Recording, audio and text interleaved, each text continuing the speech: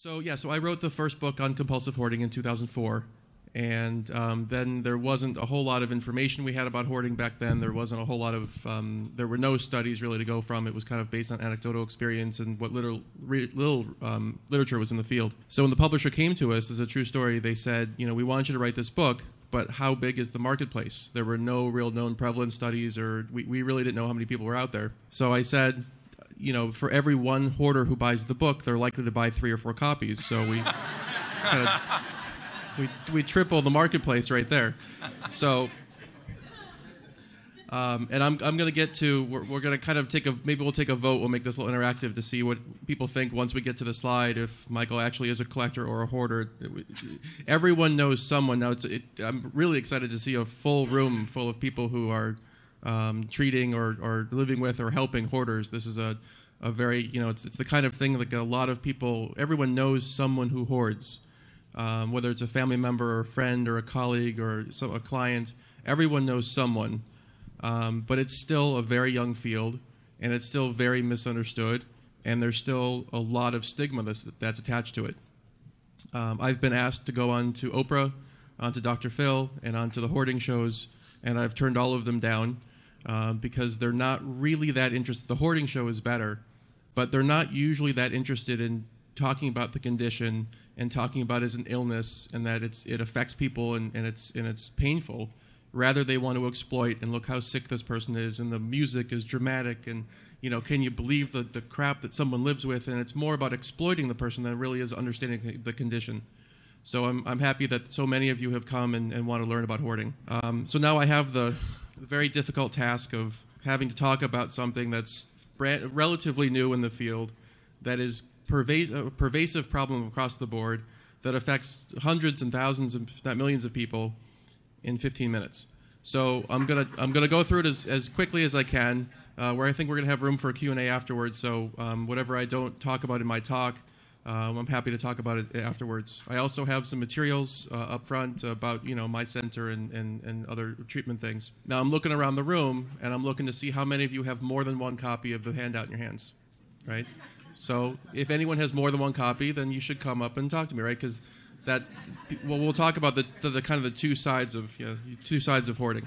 So currently, we define hoarding, and the definition of hoarding is changing as our new diagnostic Bible, the DSM, is coming on the next year or two. But currently, compulsive hoarding is defined as a disorder in which a person fails to throw away worn out or useless items, and may actually acquire more items as well. So it's both about the acquisition of something and the failure to discard it.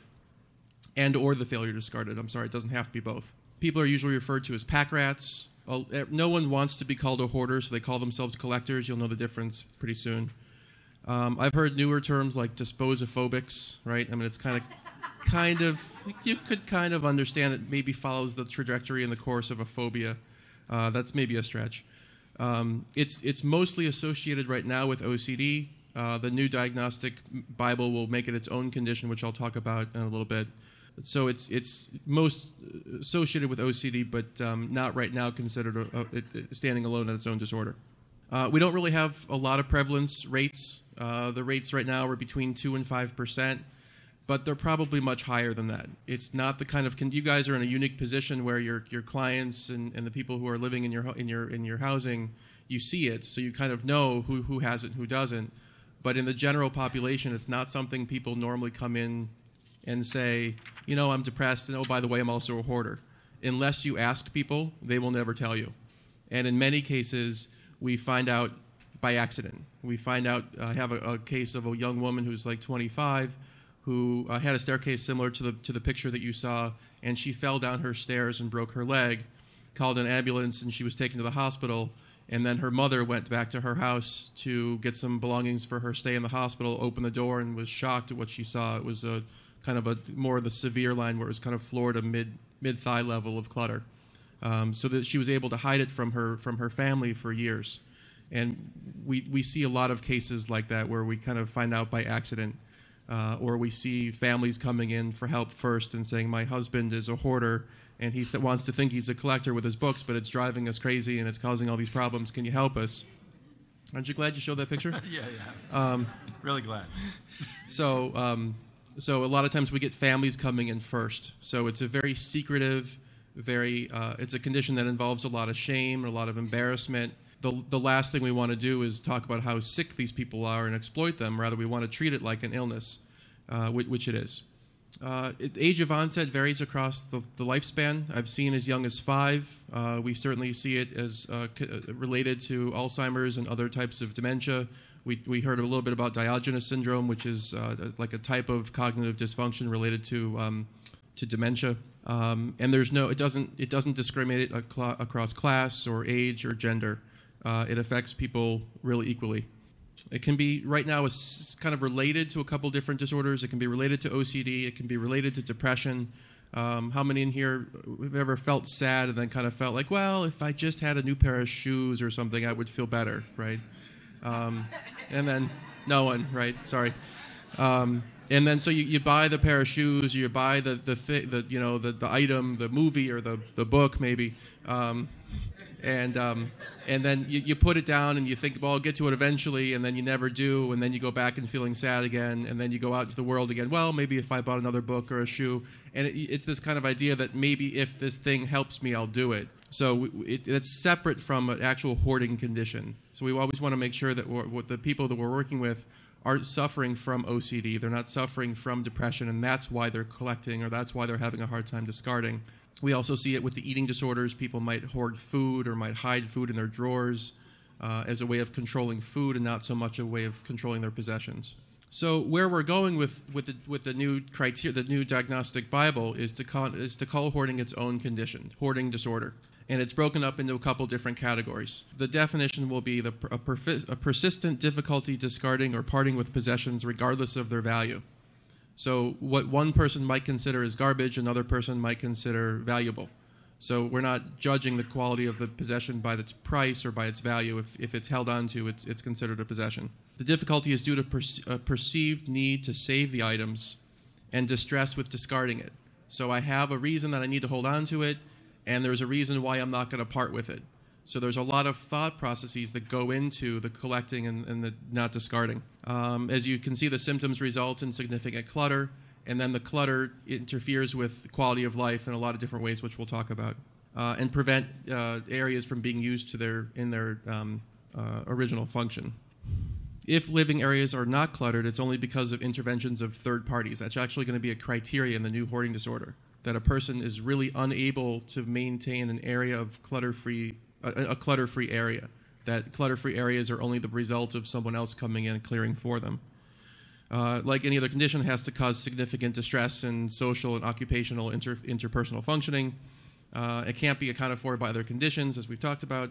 And then there's a couple of qualifiers. So we're actually going to be able to kind of qualify the severity and the nature of the condition. We're talking about if the symptoms are accompanied by the excessive need to acquire. So we have people who have hundreds and thousands of possessions, and they don't necessarily go out and acquire new ones, but they have a real hard time or refuse to get rid of the ones that they currently have. There's another type of hoarding where people have all of these possessions, but then go out and acquire excessively. So if I was giving a talk to a group of hoarders, which I've done before, I'll have to say up front, I was joking with you before, but I have to say up front, please only take one handout, right? Because a hoarder will want, and we can think of it as funny, but again, if you think of it as an illness, it's really kind of sad, that anywhere you go, you feel you have to take home as much as you can store in your pockets or in your pocketbook, right? Imagine going to your doctor just for a checkup and having to take all of the handouts or all the flyers, or going to your child's appointments and having to take those things. So anything that you see, you kind of feel like you have to hold on to in bulk. So it becomes, you can see a lot of times hoarders are the people who have multiple bags. When they're walking around the city, they have bags filled with things. They can't find where things are because they have so much going on. You can see it in cars. When people are driving down the road, you can see kind of piles of clutter in the windows. That's a good sign that they're a hoarder. And we'll talk a little bit later about the lack of organizational skills that hoarders tend to have. And then we're going to talk about insight. It's so fascinating to walk into a hoarder's home, as you probably all know from your clients, and be able to say, do you see a problem with the clutter? And a lot of people will say, no, where's the problem? You have a problem with it, leave, right? It's fine. So the level of insight that they have to how the hoarding affects their lives is almost absent. And that insight can range from a fair amount of insight to really just absent. So that becomes a very big prognostic indicator, how much insight someone has going into the problem. And that's true for anything. If I have a fear of bridges and I say, you know what, it's fine, I'll just never leave Manhattan, it's totally fine, I'm good, then I'm going to be a little bit more resistant to the working on my fear of bridges than if I said, you know what, this is really driving me insane, I can't go anywhere, I'm stuck on the island, please help me, right? So level of insight becomes a huge prognostic factor. Differences between hoarders and collectors. Okay, collectors will, before you even read through this, how many of you think that you're collectors? You collect stuff. Okay, how many of you think you're hoarders? Oh, so we'll see, okay. Oh, a couple, good, that's good insight too, that's good insight. Okay, so collectors on average want people to see their collections. They prize their possessions. They make time for their possessions. They budget around their possessions. So I really want this new book, but it's $100, I don't have money for it yet. I'll save up for it and I'll come back when I have the money. A hoarder, on the other hand, will have no real awareness of money. If I want it, I'll buy it. Even if the credit card is almost at its max, or this one's maxed, I can't use that one, how about this one? And I'll keep buying and acquiring regardless of money. Hoarders don't want people seeing their possessions. They don't want people touching their possessions. It's like their children. You know, we talked before about an extension of their being, that they're very secretive. So it's very common to see the homes of hoarders, windows shut, blinds and drapes are shut. No one can be looking in. They don't want their neighbors looking in. I've worked with people who don't want repair people coming into their homes and fixing a broken refrigerator. They'd rather have a separate refrigerator in the basement or have a just not even use a refrigerator than have a repair person come in and look around and see all their possessions. So we're dealing with that level of shame and that level of embarrassment. The most extreme case I've ever seen was a house that was literally floor to ceiling in every room. There was one place to sit in the entire house, and that was at the kitchen table. And this person had, you couldn't use any of the kitchen, you couldn't cook, and she actually had to go outside into the backyard, which was kind of a wooded area, to urinate and defecate. She couldn't actually get to her bathroom. So you can imagine, you know, that's the worst possible case, and most cases aren't like that. But without intervention, clutter just grows and grows and builds and builds and builds. So it really becomes what we look at as like a skills deficit. These people really are lacking in organizational skills, in decision-making skills, in sorting skills, and there's a lot of different, that all becomes part of the treatment. So there's a slide here that talks about the common things that people save, and Michael kind of went through those already. Plastic bags, newspapers, cardboard boxes, these are the kinds of most common things that we see. And so there's a variety of reasons why people save. They'll have a fear of losing information. Like the newspapers on the stairs are there because what if there's an article in there on the science page that's really important, someone at work was talking about it, I really have to know it, and if someone asks me about it and I don't have the information, what am I going to do? I'm going to look like an idiot. So I'll save it and I'll come back to it and I'll read it later. So I don't want to lose the information. People with hoarders are notoriously indecisive. They can't decide about anything. What clothes am I going to wear today? What am I going to order for lunch today? Where am I going to put my possessions? I worked with a man who had a brand new TV, but it stayed in the box because he couldn't figure out the perfect place on the wall to put it. So if it couldn't find a perfect place, he would rather not watch it. So indecisiveness and perfectionism become very big parts of why people save. Just in case and here for now thinking is crucial. Just in case. Think about whenever a hurricane blows through, or we're in the middle of a nor'easter or a snowstorm, right? What do we see on the news? We see some poor weather person in front of Home Depot and she's being blown around by the wind and she says, Come now quickly. All the supplies are dwindling down. There's no batteries left. There's no flashlights left. Come now and get your supplies. It's almost like that's how a hoarder lives all the time, right? What if the store runs out of food? What if I can't find the book? What if all of these things, like what if all the time, 24/7? And then the here for now, right? So in the beginning of Randy's slides where you see a kind of open-looking and living environment, and then you see a little bit of clutter building, that clutter usually starts from here for now, right? I don't know what to do with this piece of paper, so I'll put it here for now, and I'll come back to it later. But then the next thing comes in, I'll put it here for now, and here for now, and here for now, and I never get back to it. Probably because I don't really have good organizational skills in the first place. So if you actually removed all of the possessions from someone's house, and you put them like in a pod, right, a portable storage device, and then you went back into the house and you said, okay, the house is clear, the apartment is clear. Where do you want stuff to go, right? Like when you're yourselves are buying a new place, you're looking at apartments, you'll think about, okay, will my furniture from my old place fit in, and how will it fit in, and where am I going to put in the dresser? Where's my underwear going to go? Where's my socks going to go, right? Even when you're buying a dresser, you're going to think about that. Is my stuff going to fit? A hoarder is not going to have any sense of that. And they're just going to say, okay, how much stuff can I put in this one? And how much stuff can I put here? And I'll put it here for now, and I'll get to it later. So when they're looking at a clean environment, without organizational skills, clutter is going to rebuild. So it's not about deep cleansing. That's the key. Because you could clean out someone's house, but it's just a matter of time. If they haven't learned skills, it's going to reform. So the deep cleansing is not the answer, which we'll get to in a second. I'm going to skip the slide about how hoarding affects people. I think we've already kind of covered that. In brief, though, hoarders typically have more upper respiratory problems than non-hoarders. Why? Dust, mold, mildew, fungus, right? If you were on that staircase that you saw and you spilled a soda on your way down, are you going to be able to mop up all of the liquid that you spilled? No, probably not. So it's going to sit there and it's going to rot, and it's going to affect the papers, and then it's going to start causing problems in your respiratory tract.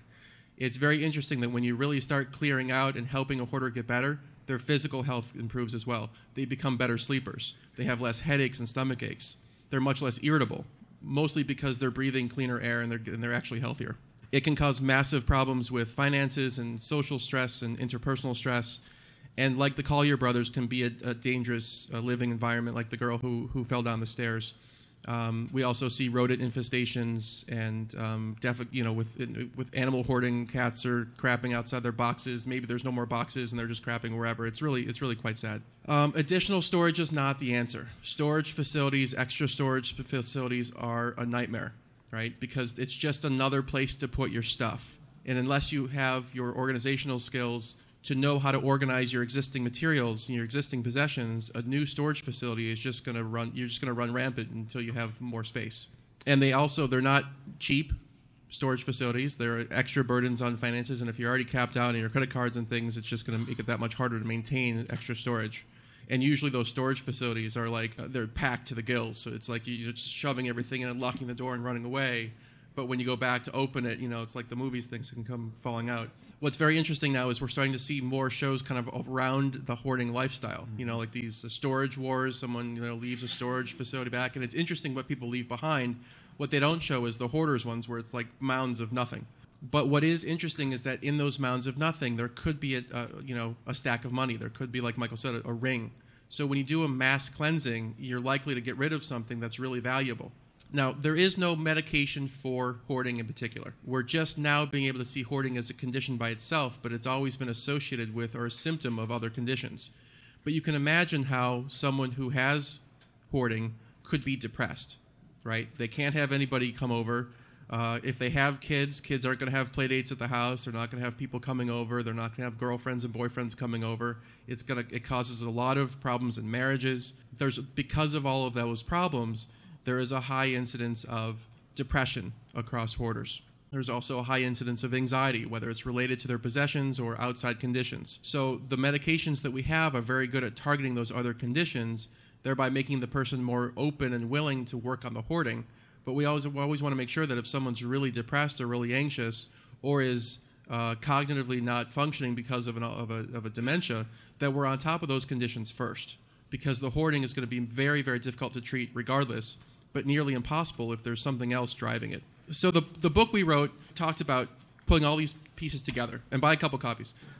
So it's really about targeting the indecisiveness. It's targeting organizational skills, and it's really anti-churning, right? Churning happens from, this belongs in the office, I'll put it in the office, and then in the office, here's the salt and pepper, I'll bring it to the kitchen, and then you're just moving around stuff. So the opposite of that is taking a simple target area and breaking it down into very specifics. I'm going to clean this podium.